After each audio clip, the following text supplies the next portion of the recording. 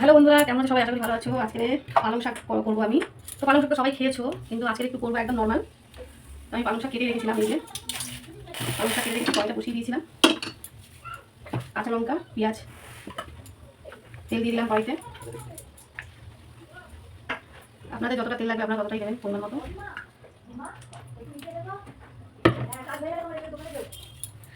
একদম সাধারণ রান্না, সিম্পলের মধ্যে আপনারা রান্নাটা করতে পারবেন। পালং শাক অনেক রকমভাবেই খাওয়া যায়, কিন্তু আজকে আমি একদম কী বলবো, সিম্পল রান্না করছি, খেয়ে দেখবেন ভালো লাগবে, খুবই খাবেন। তো দিয়ে দিলাম কালো জিরে, ফোড়ন দিলাম।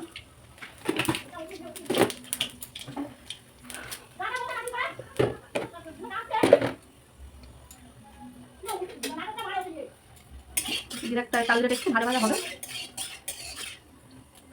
আমাদের কালো জিরাটা একটু ভাজা ভাজা হয়ে গেছে। এবার আমি দিয়ে দেবো কাঁচা লঙ্কা ফেলে রেখেছি, আর পেঁয়াজ কুচি করে রেখেছিলাম সেটা দিয়ে দিই।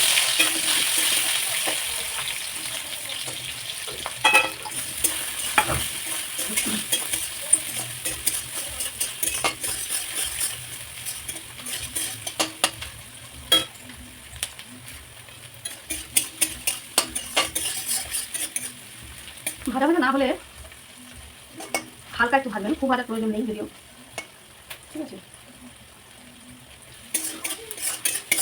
পালং শাক কিন্তু খুব তাড়াতাড়ি হয়ে যায়, সব শাকের মধ্যে এত শাক, তার মধ্যে কিন্তু পালং শাকটাই খুব তাড়াতাড়ি হয়। মানে বলতে গেলে দেওয়ার 15 মিনিটের মধ্যে কিন্তু 15 মিনিটের মধ্যে কিন্তু পালং শাক হয়ে যায়। রান্নাটা খুব সোজা একদম। তো পেঁয়াজটা একটু ভালো ভাজা হয়ে গেল, এবার আমি দিয়ে দেবো পালং শাক।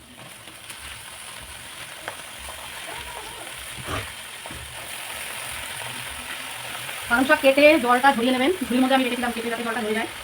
কারণ এমনি পালং শাক দিয়ে জল বেরোয়, কারণ জল যদি না ঝরান তাহলে একদম জল জল হয়ে যাবে। যারা যারা জল খায়, মানে হচ্ছে ঝোল ঝোল খেতে ভালোবাসে, মাখা মাখা, তাহলে ওকে ঠিক আছে। আমি একটু হালকা ভাজা করবো,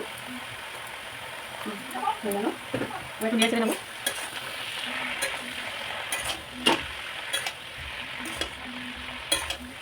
পালং শাক দেখতে গেলে কিন্তু চিংড়ি মাছের মতো। কারণটা বলি, পালং শাক শাকটা কাটলে যতটা, এতটা যদি আপনি একটা ঝুড়ি যদি মেপে আপনি দেন, সব বসালে পরে সঙ্গে সঙ্গে মানে এটাকে টেনিয়ে গিয়ে এইটুকু হয়ে যাবে।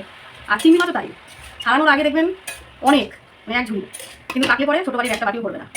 তো পালং শাক আর চিংড়ি মাছের মধ্যে কিন্তু একদম মিল আছে, কোথাও না কোথাও, কোথাও না মিল, প্রচুরই মিল, মানে এতটা মিল। চিংড়ি মাছ আর পালং শাক কিছুটা একই রকম দেখতে, অনেক রান্না করার পর চোখে পড়ে। তো আমি একে একে দিয়ে দিচ্ছি সব মশলা। মশলা বলতে কাঁচা লঙ্কা আমি দিয়ে দিয়েছি, এখন দেবো সামান্য পরিমাণে একটু হলুদ, মানে পরিমাণ মতন যেটুকু লাগবে আমি দিয়ে দিলাম। দিয়ে দেবো স্বাদ মতো নুন, অল্পই দেওয়া ভালো, কারণ যদি কম হয় পরে দেওয়া যাবে, বেশি হয়ে গেলে তখন মুশকিল। হালকা একটু লাল করার জন্য আমি গুঁড়ো লঙ্কা ইউজ করবো, দেখুন এটা একটু দিয়ে দিলাম।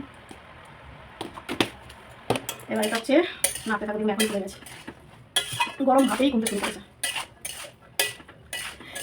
চিংড়ি মাছ আর পালং শাকের মধ্যে যে একই রকম একটা জিনিস কাজ করে, তার কে কে একমত একটু জানাবেন কমেন্টে, যে আমি ঠিক বললাম কি ভুল। যে পালং শাক রান্না করলে যেমন কমে যায়, তেমনি চিংড়ি মাছও কাটার পরে কমে যায়, এটা বাস্তবে সত্যি কিনা এটা কমেন্ট করে জানাবেন। দেখুন এখনই এক কড়াই ছিল, এক কড়াই থেকে কমে কতটা কমে গেছে। এবার আমি এটা একটুখানি ঢাকা দিয়ে দেবো, দরকার হয় না কিন্তু আমি ঢাকাটা দেবো, তার কারণ আছে, তো তাড়াতাড়ি হবে এই কারণে। তো আমি একটু দেখে নিলাম হয়ে গেছে কিনা, দেখুন কতটুকু হয়ে গেল, কতটা দিলাম আর কতটুকু হয়ে গেল দেখুন। আর একটু হবে, তারপরে তুলে দেবো।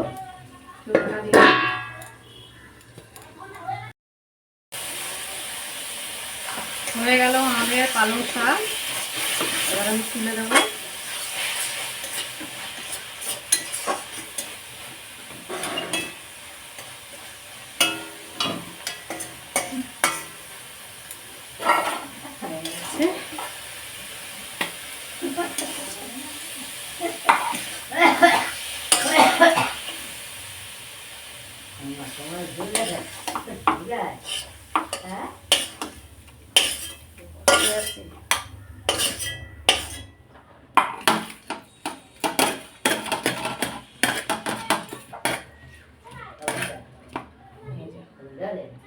আমাদের পালং শাক রেডি, কেমন হয়েছে বলবেন।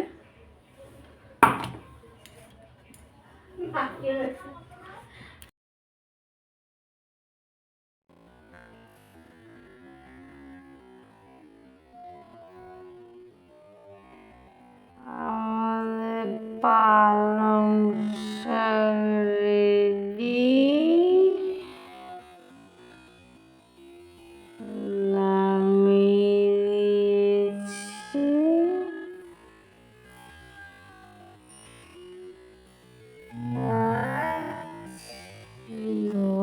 ঘুমাচ্ছে।